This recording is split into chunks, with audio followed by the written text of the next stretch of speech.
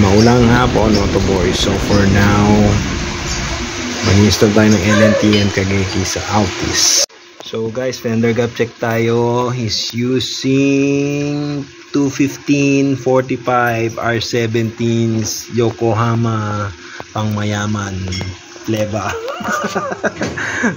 Rota Fighter 17-inch 5 holes. So luwag yung 3 finger pero hindi pasok yung 4, so 3.5 para sa akin. Then yung rear luwag pwedeng tumalakpak. Eto 5 to 5 finger. Wala bang lifter to, boss? Ba't ang laki ng wala? Baka malambot na siguro yung shock sa harap. Then sa kanan ganoon din 5 finger gap. Huwag mo si bro. Umay. Busy Ganyan talaga pag sikat na 3.5 front.